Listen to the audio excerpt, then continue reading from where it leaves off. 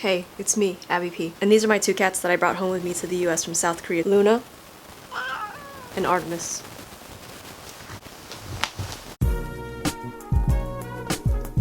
Do your research. I've already made it easy for you and put all of the useful links you need down in the description box below. I found and used these exact ones when I was researching a year back. And I'm making this video because at the time that I researched, there was like one YouTube video on how to bring your cat from South Korea to the US. Know what to expect, and this comes from the research. There's a lot of planning and preparation beforehand, plus an extra layer of obstacles and inconveniences due to pandemic, and for myself having to bring two cats. So I'd suggest taking notes and making a checklist along with this video and all the information that you gather. Make sure your cat is healthy. According to the CDC, for cats you don't need to have a general health certificate or proof of rabies vaccination. However, some states might require it, so it's best to check. I would personally suggest getting the rabies vaccination anyways, and I'll go further into that in this video. Of course, your cat's health is important, but also if it appears ill, then it could be subject to further examination, which is an extra inconvenience and possibly will be at your own expense too. Also, there are weight restrictions depending on which airline you're taking,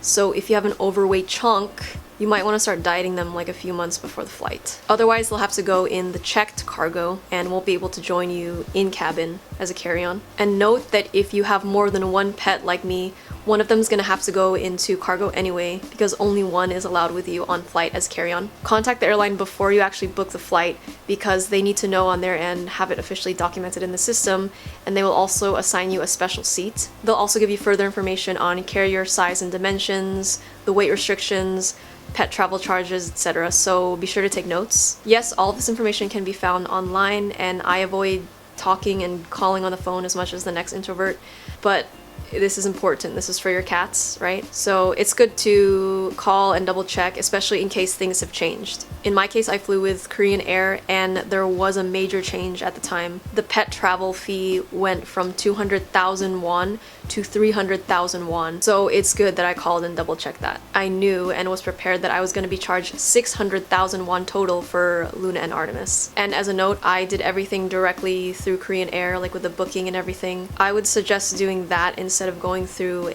a third party or travel agency or anything like that. I'm sure it is possible, but this is just my own experience and my own opinion. Because of the fact that I was traveling alone with two cats and all of my luggages, I got a direct flight, non-stop. I did everything myself because I wanted to ensure that things would go as smoothly as possible on the actual days of travel. Contact the animal quarantine office in Incheon Airport to get confirmation on exactly what they need for pet exportation. They sent me an email that listed everything and attached the necessary document, which is a vaccination and veterinary inspection certificate, which you will take to your vet within 10 days from your flight. On that certificate, there is a part for the rabies vaccination, which I mentioned earlier, and I just did it just to be safe. Prep all of your cat travel items.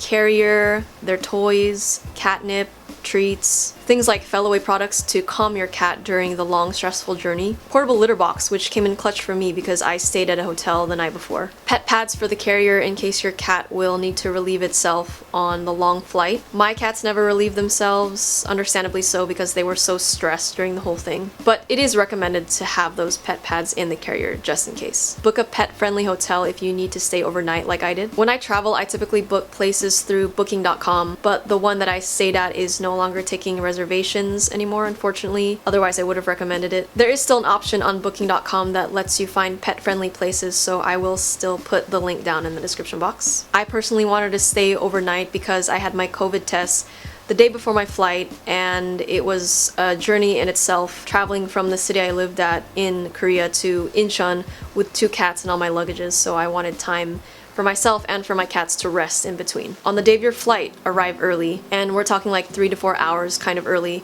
because you need to make a stop at the animal quarantine office at Incheon Airport in departures. There's one in Terminal 1 and Terminal 2. This will take some extra time because you need to go here before you actually check in all your stuff and go through security. You're going to bring that pet health certificate that your vet signed, the 10,000 won service fee, and your cat or cats to the animal quarantine office. Granted, I will say though that at the time that I went to the airport back in March 2021, it was empty, so I didn't have to do any waiting anywhere.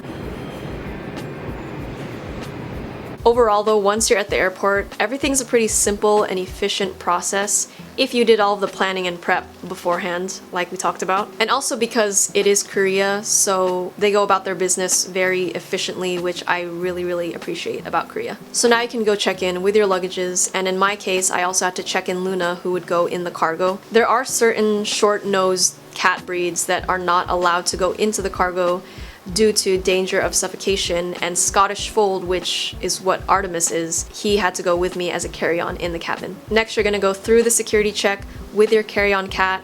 You're gonna have to take it out of the bag and hold it with you when you go through the scanner, but they're gonna let you know to do that. However, on the entire duration of the flight, you are not allowed to take the cat out of the carrier. It needs to stay in there at all times by your feet underneath the seat in front of you. Artemis was a good boy though, and he was pretty chill and quiet during the whole flight and only started screaming and getting really restless towards like the last couple hours. Like the airport though, the plane was also very, very empty, so it wasn't too bad. And we had a seat all the way in the back, like right next to the bathroom, so it was very, very much appreciated. I honestly feel pretty lucky about all of the circumstances of my experience with my cats. Then again, everything worked out smoothly as planned. If you have any questions or would also like to share your own cat traveling experiences, just put that down in the comments below. Like, subscribe. Bye.